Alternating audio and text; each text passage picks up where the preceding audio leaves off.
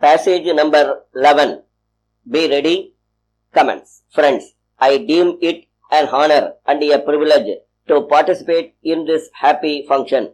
When I was approached for my consent to participate in this function, I readily agreed because it has always been a pleasant experience for me to meet young men and women engaged in the pursuit of knowledge and discovery. So, I feel grateful to you for giving me this opportunity to spend some time in your midst. At the outset, let me wish you all a purposeful and happy life in the service of the country. Please remember that education does not end in your colleges. It has to be pursued throughout one's life. On an occasion like this, I cannot but think of our educational system, its need and problems, strengths and weaknesses, and achievements and promises.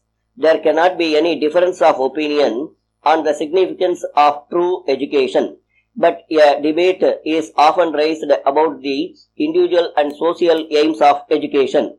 It must be remembered, however, that the relationship between the individual and the society is really natural, mutual and complementary. In certain situations, greater emphasis has necessarily to be laid on the social purpose of education. Education has to be used as an instrument of social change. This is all the more necessary in developing countries like ours. The task which we have set before ourselves are as formidable as they are noble. We want to raise the standard of living of the teeming millions of our people. We want to assure the minimum income to each family or at least to each planned family. We want to create a new social order based on justice, equality, freedom and dignity of the individual. We want to adopt modern science and technology and side by side develop a sense of social responsibility. It is the minimum needed for an honorable national existence. In implementing it, we can have no greater ally than education, which is the most powerful instrument of national development.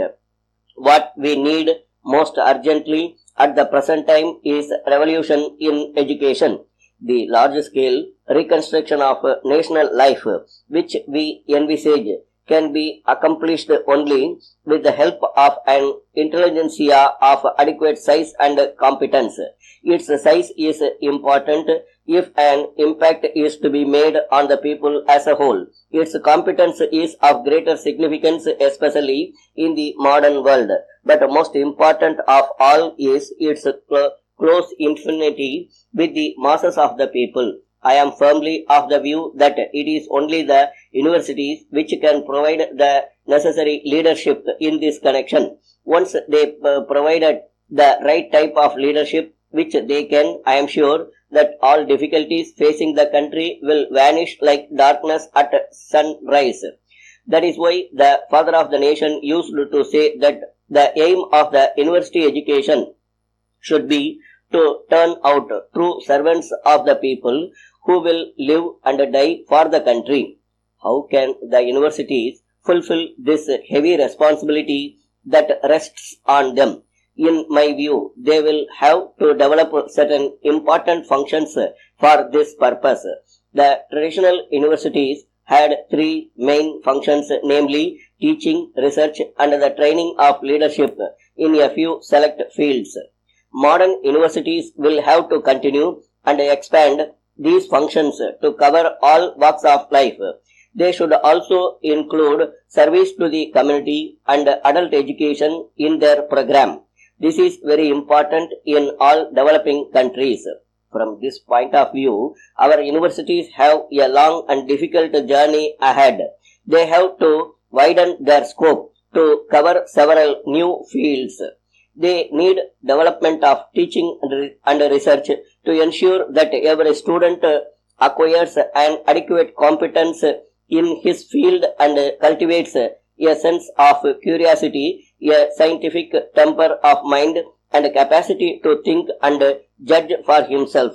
These steps are no doubt essential and important, but not enough. All university students, irrespective of their fields of study, should be given basic training in citizenship. It should include a study of the freedom struggle and the important provisions enshrined in the Constitution. Students should be increasingly involved in activities of social or national service. The idea of social service should be an integral part of education. I am glad that the Education Commission has now recommended that it should be made an integral part of secondary and higher education. I fully share their view and hope the government will help the universities as far as they can in this respect. I visualize the establishment of strong extension departments in universities to look after such programs of community contact and social or national service. A beginning may be made where the necessary atmosphere exists and the essential enthusiasm and leadership is available. But very soon the activity should be extended to all universities. In due course, these extension departments should develop programs of adult education. Intensive drives have to be organized for liquidating mass illiteracy. Teachers and students in higher education can play a valuable role in this field. Stop.